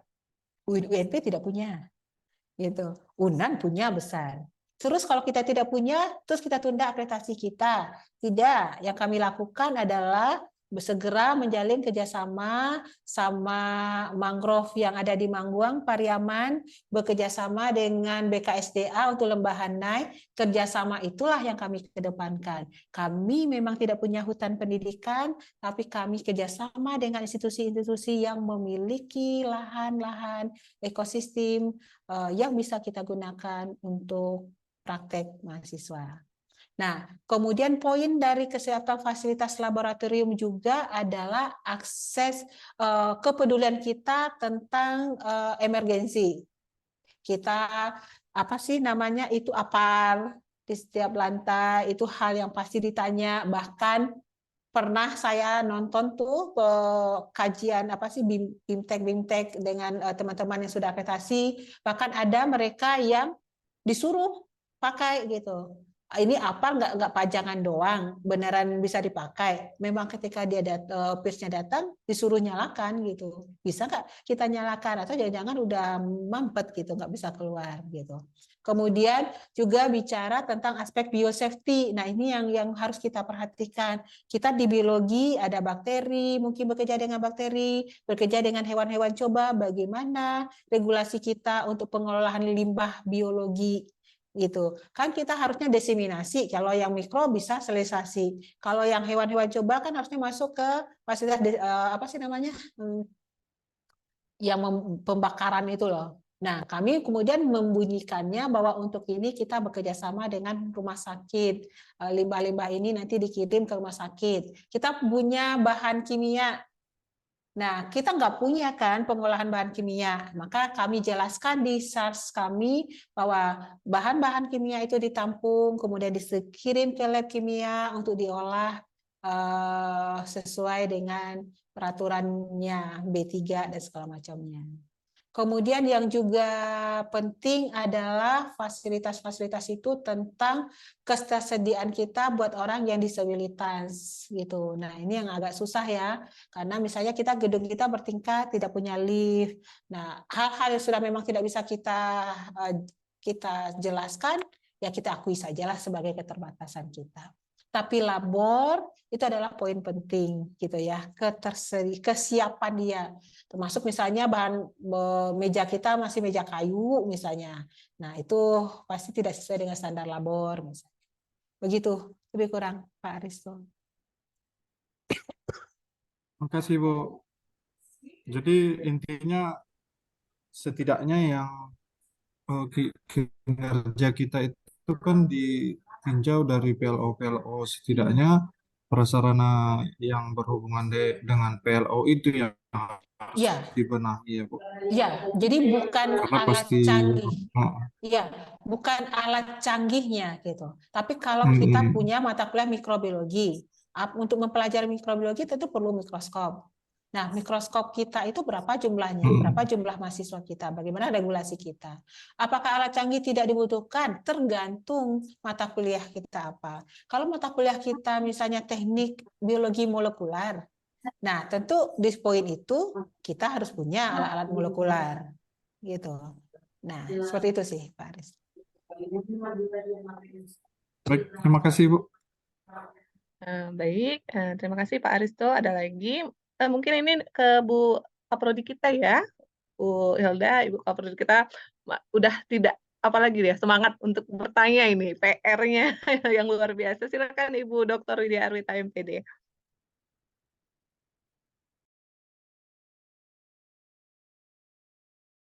Masih di mute, Bu. Silakan dibuka dulu. Oh ya, maaf. Sebelumnya saya ucapkan terima kasih kepada Ibu Dwi dengan pemaparan yang luar biasa ya. Jadi kita mulai seperti dipacu lagi ya, biar semangat gini kayaknya kan. Dan sudah detail juga tadi. Nah, saya mau bertanya ini Bu Dwi. Tadi kan kalau yang tadi menyambung yang ditanyakan dengan Bu Widyaningsih juga, kan tadi yang pendidikan biologi itu tetap menggunakan SSC-nya Natural Science, tapi tidak 13 itu ya Bu ya, konfirmasi. Bisa kita pilih mana yang paling support atau yang sesuai, yang mendukung dari pendidikan biologi itu sendiri. Nah, yang saya tanyakan selain dari Natural Science, tadi saya dengar juga ada SSC-nya Humaniora ya Bu, atau Nah, pengalaman dari UNP sendiri ketika pendidikan biologi selain natural science dan humaniora itu yang mana lagi, atau ada lagi, atau hanya dengan humaniora yang kita combine? Nah, gitu. Kemudian kalau yang untuk humaniora, kira-kira Bu ada nggak ya kayak SSC-nya itu yang mungkin bisa kita lihat gitu, yang digunakan gitu. Kemudian itu pertanyaannya yang pertama. Yang kedua, Bu, kita kan nantinya yang pendidikan biologi ini akan berakhir akreditasinya itu April 2026. Nah, kira-kira kalau di ASIN sendiri itu kapan batas waktu untuk pengajuan gitu, Bu? Kalau seandainya kondisi kami seperti itu. Kemudian tadi yang saya tangkap itu kurikulum yang kita ajukan nanti adalah kurikulum yang sudah menghasilkan, artinya sudah ada lulusan. Nah, jadi kalau 2026 saya berasumsi itu 2025 sudah kita ajukan, berarti yang kurikulum yang kita ajukan adalah kurikulum MBKM ya Bu. Kami di 2020 sudah menggunakan MBKM, jadi berarti yang kita ajukan itu adalah kurikulum MBKM. Berarti bukan yang OBE, karena OBE kan baru ya, baru tahun ini kami laksanakan. Nah, kemudian di MBKM itu kan CPMK-nya yang sudah, artinya yang sudah berlalu gitu kan Bu. Lalu bagaimana kita menyesuaikan dengan SSC-nya tadi, kita setting sedemikian rupa atau seperti apa Bu itu? Mungkin mohon pencerahannya. Itu saja Ibu Wideningsih, saya kembalikan. Terima kasih Ibu Widya Arwita. Mungkin Bu Irda bisa langsung saja. Oke, kita bisa lihat ini PLO-nya pendidikan biologi. Gitu. Kalau kita lihat dia berbeda. Ini bisa dilihat di web Departemen Biologi. Jadi semua cerita tadi PLO, PO, modul itu bisa dilihat di web biologi. Nah, kalau kita lihat di sini, ini adalah PLO dari pendidikan biologi. Jadi kalau kita lihat dia punya 11 PLO. Artinya tidak semua PLO itu diambil, SSC itu diambil, ada yang dia tambahkan, ada yang kemudian diambil dari kelompok lain gitu. Nah, itu untuk pendidikan biologi. Jadi silahkan saja dilihat nanti kalau mau detailnya ada di web biologi. Nah, itu tentang pendidikan biologi. Kemudian terkait dengan kurikulum. Benar bahwa kurikulum yang kita kirimkan itu adalah kurikulum yang sudah ada lulusannya. Karena yang akan dilihat adalah bagaimana proses kita, apakah lulusan kita sesuai dengan PLO yang kita harapkan, apakah profil lulusan kita sesuai dengan profil yang kita harapkan. Makanya ketika nanti ada visitasi, kemudian mahasiswa alumni diminta hadir, itu yang kita datangkan tidak boleh alumni yang lebih dari 5 tahun tamat. Jadi kita kadang-kadang kan kita senang tuh ya kalau ada akreditasi, kemudian alumni itu ada yang sudah jadi kepala dinas, menjadi apa, itu kayak kita senang gitu ya mendatangkan itu, menunjukkan prestasi program studi. Tapi tidak, karena kan definisi dari PO itu adalah kompetensi, capaian, dan profil yang diperoleh oleh mahasiswa kita pada tahun-tahun awal setelah lulus. Karena setelah itu kan urusan pengembangan diri mereka. Nah, itu bahwa kurikulum misalnya kita kirim kurikulum 2020, ya nggak apa-apa, kita kurikulum 2020. Nah, kemudian bagaimana cara kita menyesuaikan dengan SSC?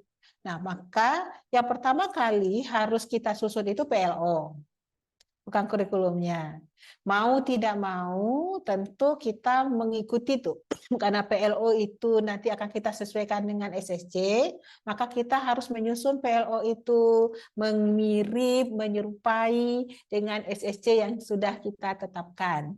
Nah, itu. Kemudian revisilah CO. Karena mungkin ada CO kita di RPS, di modul handbook kita yang lama yang masih belum tepat, kita revisi. Itu yang namanya kerjaan menyesuaikan, dan kerjaan tim task force yang bikin meriang itu. Kemudian benar sekali Bu Widya, jadi kita kan harus mengevaluasi capaian PLO nih. Kurikulumnya 2020, kita berproses 2023-24 nih. Harus panggil ke dosennya, masih simpan nggak jawaban soal jawaban yang mata kuliah ini untuk kita masukkan nilai-nilainya. Nah, kalau kebetulan kan kalau sekarang kan kita sudah by system ya, kita bisa merecall kembali nilai yang sudah kita entrikan ke portal gitu. Yang ke semester sekian, oh nilainya ada, bisa kita ambil kembali. Tinggal kalau kami tuh nggak akan minta ke dosen, Bu Widya. Saya ketua program studi punya password semua dosen. Saya siap masuk ke semua ya akunnya dosen gitu. Kalau menunggu-nunggu itu meriang kita gitu ya. Nah, kadang-kadang tuh kan ya Bu Widya masih di luar negeri, kita tunggu-tunggu nggak dapat, nggak ada. Jadi akun please kirim, kalau nggak kirim segera, kalau nggak kasihkan akun. Nah, gitu. Jadi itu memang kita sesuaikan. Kita sesuaikan dengan apa yang harusnya kita kirimkan. Ini pura-puranya kan kita sudah sesuai dengan SSC ASIN nih. Kan gitu ceritanya. Ketika kita melamar ke ASIN itu kan ceritanya kita sudah sangat sadar, kita sudah cocok dengan semua yang diminta ASIN. Jadi kalau ada proses-proses kemarin yang belum tepat, ya terpaksalah kita tepat-tepatkan gitu. Tapi sekali lagi saya ingin sampaikan buat saya pribadi, proses akreditasi adalah proses yang terpenting, setelah itu adalah dampaknya. Sampai hari ini pun kami masih berproses gitu. Bahwa dulu kita tidak punya tradisi untuk mengevaluasi RPS setiap akan masuk.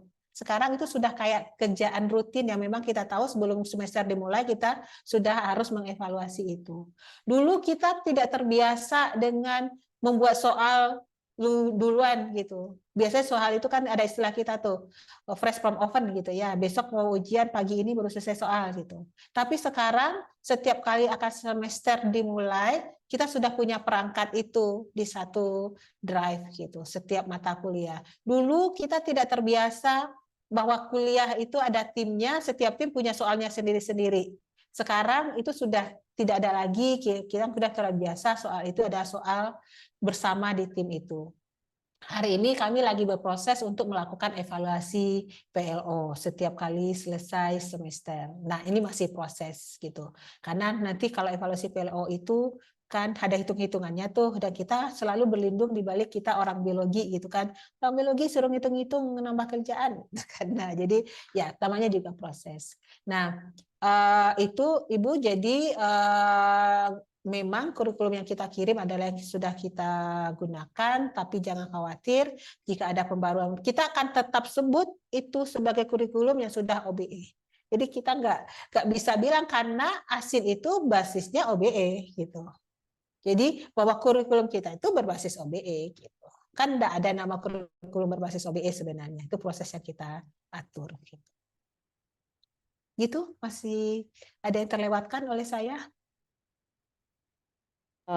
Oke, kalau yang ini Bu, kalau kayak lamdik atau itu kan misalnya 6 bulan sebelum jatuh itu harus Ya, itu siap, bagaimana? siap. Kalau ASIN dia nggak ada hubungannya sama, mungkin kita akreditasinya cuma C atau baik gitu, dia nggak peduli itu, nggak ada hubungan akreditasi nasional dengan ASIN gitu. ASIN itu tidak melihat akreditasi nasional kita apa gitu. Jadi ketika mendaftar ke ASIN ya sudah gitu. Dia kapan hanya kita fokus siap aja ya, gitu Bu ya kalau. ya. Oke, baik Bu, terima kasih informasinya. Terima kasih Ibu Kaprodi, Ibu Widya Arwita. Ada lagi Bapak Ibu?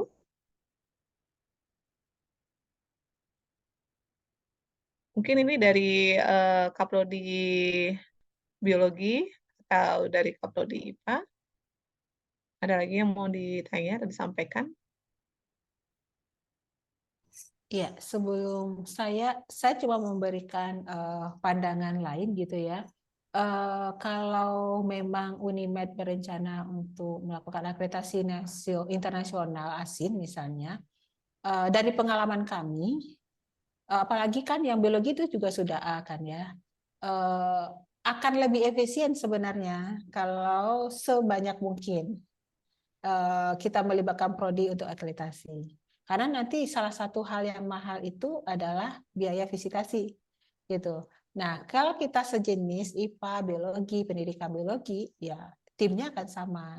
Makanya UNP itu kalau akreditasi internasional itu 12 program studi gitu. Jadi karena cost-nya itu nanti akan lebih efisien sih. Baik, mungkin Bu, satu pertanyaan dari saya, gitu kan. Hal terberat apa? Nah, ini langsung tadi kan sudah yang ini ya kan.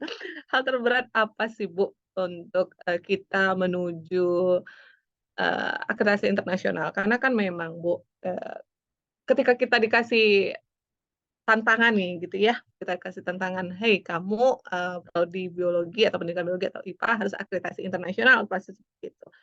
Jadi pasti kita sebagai tim task force ataupun kaprodi ataupun dosen-dosen lainnya langsung merasa apakah kita bisa gitu kan. Jadi kan apakah hal terberat gitu supaya menjadi ini kita juga Ibu sebagai semangat kita untuk kedepannya agar kita nanti bisa berusaha lah berencana untuk kedepannya seperti itu.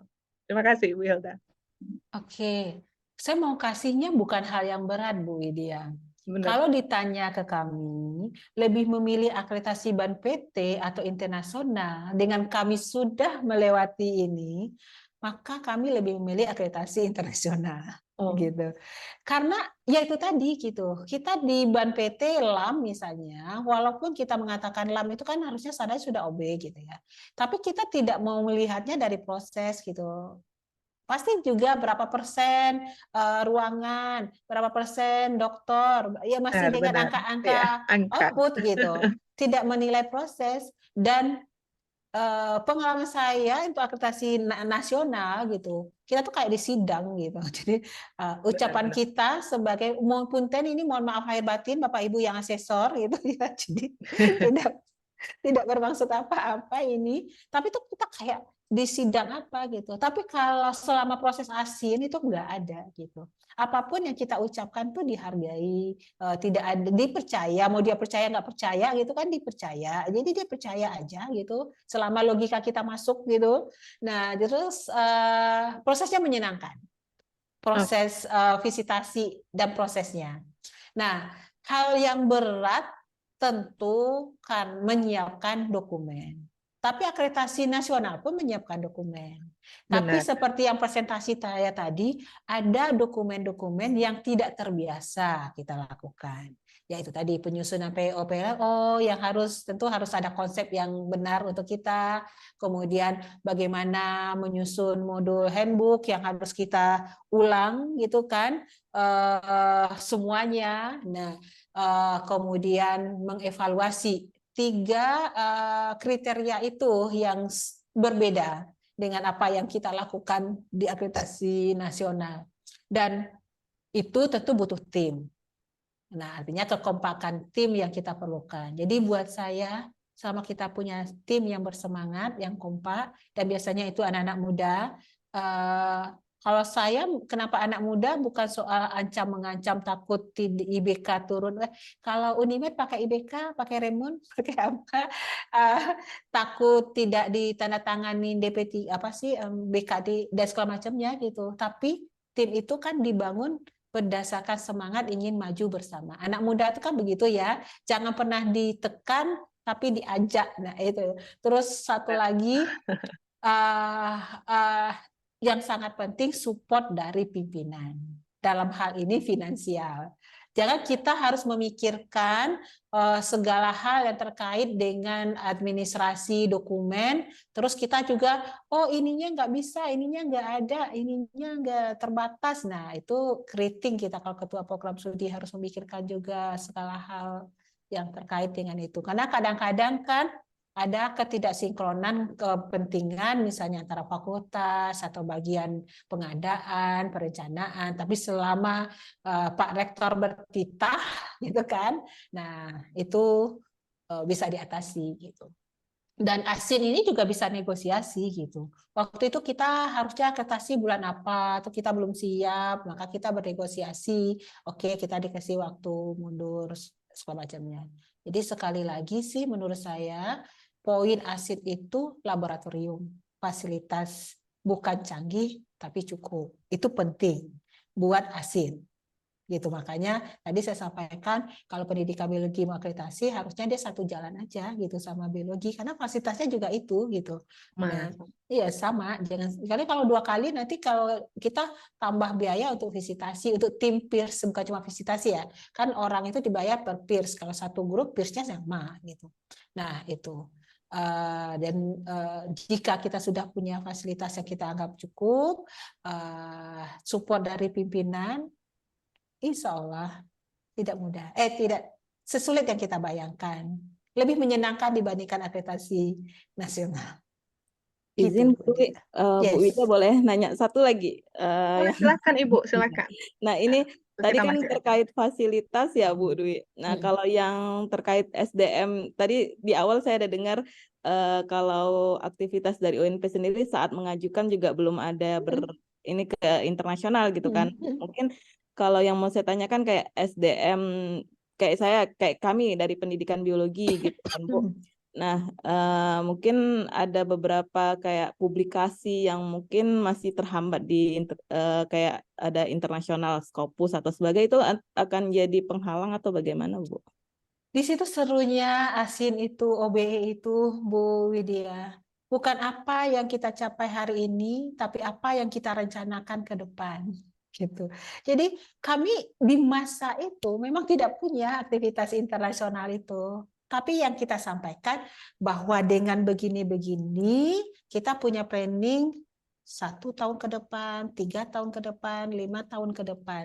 Dibuktikan dengan bahwa kita mulai menjajaki kerjasama. Kalau belum ada, ini masih 2023, IKU, WCU, atau apapun program-program universitas yang ke arah luar negeri itu cukup banyak, masih ada waktu untuk melengkapi itu, bukan hasil tapi proses. Hasil kalau nggak mungkin kita paksakan gitu, tapi proses bisa kita bangun. Dan kami melakukan itu. Sekali lagi kami awalnya adalah bukan program studi yang punya riwayat kerja internasional gitu. Jadi nggak ada proposal internasional aja waktu itu belum ada, kita punya gitu. Tapi itu tadi bahwa waktu itu kita sampaikan kami punya kerjasama dengan UKM karena kebetulan ada alumni yang sekolah di sana dan jadi asisten riset di sana. Nah, kita sudah pernah melakukan kuliah umum bersama. Kami melakukan seminar internasional. Dengan seminar internasional, narasumber-narasumber, kira-kira speaker yang kita undang, kita akan jadikan sebagai mitra dalam merancang proposal bersama. Kami terlibat dalam program IASMA gitu. Itu. Jadi sekali lagi bukan hasil hari ini prinsip dari OB itu, tapi proses yang kita bangun untuk mencapai tujuan kita dan itu terukur. Itu Bu Widya. Oke, terima kasih Bu. Ya. Bagaimana Bapak Ibu? Ada sedikit waktu lagi 5 menit. Ini lagi narasumber luar biasa ya Bu Hilda ya. Karena saya berprinsip juga di dalam pembelajaran itu proses is very important to us. Jadi kalau proses kita baik, hasil kita insya Allah baik. Jadi kita udah ketakutan sendiri Bu. Gitu. Padahal kalau kita bilang waktu akreditasi kita dari nasional ini Lansama luar biasa tuh tabel-tabelnya, benar kata Ibu ya, mengisi tabel, persen, dan sebagainya, sehingga sampai bandwidth-nya juga kita ditanya, Bu, itu kan bukan urusan kita ya sebagai dosen, bandwidth-nya berapa, internetnya berapa, luar biasa gitu. Jadi ketika asesor datang itu kita ketakutan gitu. Dan saya juga belajar gitu kan, mungkin inilah yang membedakan akreditasi internasional, karena kan memang pembelajaran di luar negeri itu asyik dan menyenangkan. When the teacher is happy gitu kan, ketika dosen itu happy, maka semuanya itu akan menjadi bahagia, gitulah peran dari dosen itu sendiri. Jika taskforce-nya bahagia ya Bu Widya Arwita, maka akan menghasilkan sesuatunya bahagia juga. Masuk juga ya. Karena prinsip hidup kita juga menyelesaikan masalah tanpa masalah seperti pegadaian. Pegadaian ya. Baik, ada lagi Bapak Ibu semuanya. Supaya enggak ini ada lagi. Mungkin kalau tidak ada Ibu, ada closing statement dari Ibu mungkin yang bisa membuat kita membangkitkan semangat untuk menyelesaikan akreditasi internasional nantinya. Ya, pertama yaitu tadi seperti yang saya sampaikan, akreditasi adalah satu tahapan penting buat kita mengukur pencapaian kita dari proses-proses yang sudah kita rencanakan. Apapun akreditasinya tentu itu pilihan. Tapi bagi kami merasakan sendiri bahwa proses akreditasi internasional itu tidak seserem yang kita bayangkan. Kita hanya butuh mencoba dan menjalaninya, dan terus terang itu menyenangkan, gitu. Menyenangkan dalam tanda kita banyak belajar. Satu hal yang belum saya sampaikan, kita banyak belajar ketika kita melewati proses assessment dengan peers. Itu bukan proses asesmen, tapi itu ada proses belajar. Jadi setiap pertanyaan yang disampaikan ke kita itu sesungguhnya pembelajaran. Mereka akan memberikan masukan-masukan untuk hal yang kita mungkin tidak bayangkan. Nah, jadi sekali lagi tentu dari saya selamat berproses kepada teman-teman di Unimed. Apapun akreditasi yang akan dilewati. Kemudian satu lagi, dari kami, saya nggak tahu itu penting atau enggak gitu. Jadi kami itu berproses di 12 program studi di waktu yang sama, Asin. Kadang-kadang ada ketika proses lelah gitu ya di tahap itu, kadang-kadang kita mungkin berpikir emosional. Hal yang selalu saya hindarkan adalah mengeluh gitu, khususnya di hadapan staf-staf muda. Kita pasti fight ya Bu Widya ya dengan fakultas, mintanya kita fakultas gimana apa gitu, karena kalau kita belajar dari luar, akreditasi ini harusnya dibangun di fakultas gitu. Nah, tapi di proses ini seolah kepentingan itu ada di kita, tapi sekali kita bilang iya, hajar. Sekali layar terkembang tuh pantang mundur tuh harus anak Medan lah kan, mana pula bisa mundurkan. Nah jadi itu juga tertanam di kita gitu ya. Dinamika tim tuh harus dijaga, apalagi kalau prosesnya panjang ya, apalagi kalau targetnya sampai 2024 baru submit. Nah itu butuh dinamika tarik ulur ke tim. Selamat berjuang Bu Widya dengan timnya. Terima kasih. Saya yakin insya Allah sukses. Amin ya Terima Bapak. kasih. Amin. Bapak Ibu, kita berfoto dulu ya, bisa dibuka kameranya sebelum kita tutup. Terima kasih. Ini ada banyak sekali yang masih tertutup. 1, 2, oke, silahkan dibuka Bu Eli. Apa kabar? Ya, 1, 2, 3. Baik. Mungkin Bu Widya juga bisa dibantu untuk screenshot karena ini tersimpan atau tidak. 1, 2, 3. Baik, terima kasih semua yang hadir, Bapak Ibu dosen, tim taskforce semuanya. Alhamdulillah pada pagi hari ini kita sudah menyelesaikan ya kegiatan kita. Akhirnya seluruh rangkaian acara telah kita lalui bersama. Semoga acara ini senantiasa membawa manfaat untuk kita semua dan akan membawa manfaat bagi masa depan yang lebih gemilang. Dan memang kami berharap semoga jurusan biologi Universitas Negeri Medan terus berinovasi dan sukses selalu. Amin ya robbal alamin. Jadi mungkin ada titipan Ibu Hilda, nanti bolehlah kami berkunjung nanti ke UNP ya Ibu ya? Anytime silahkan. Jadi kalau Bapak Ibu juga butuh contoh-contoh dokumen silahkan saja. Baik, ada yang bisa di-download dari web. Kalau kayak SARS itu juga bisa. Kalau butuh silahkan saja. Terima kasih Ibu Hilda. Jadi saya Widya Ningsih mengucapkan terima kasih atas perhatian kita semua. Mohon maaf jika ada kesalahan dalam kata-kata yang menimbulkan ketidaknyamanan pada acara hari ini. Saya tutup dengan pantun, tadi saya buka dengan pantun. buah nanas, buah ceri dicampur gula, enak sekali. Sekian pertemuan kali ini, semoga bisa bertemu lagi kemudian hari. Wassalamualaikum warahmatullahi wabarakatuh. Selamat siang dan sampai jumpa. Waalaikumsalam Waalaikumsalam warahmatullahi warahmatullahi wabarakatuh. wabarakatuh. Buah nanas, buah ceri. Baik. Terima kasih Ibu Ceri. Izin Liv ya. Terima kasih Bapak Ibu Baik, Terima ya, kasih, terima kasih Ibu Livi. Hilda. Terima kasih. Assalamualaikum. Waalaikumsalam warahmatullahi wabarakatuh. Terima kasih Ibu Bapak semuanya. Oke, kita keluar ya. Ya, pakai Kita pegadaian, bawa ikon masing-masing. kita live-kan semua ya, izin ya. Oke, Baik, siap. Bapak Pak Safwan. Safwan Baik, kok baru terima kasih. muncul. Terima kasih Bapak Ibu.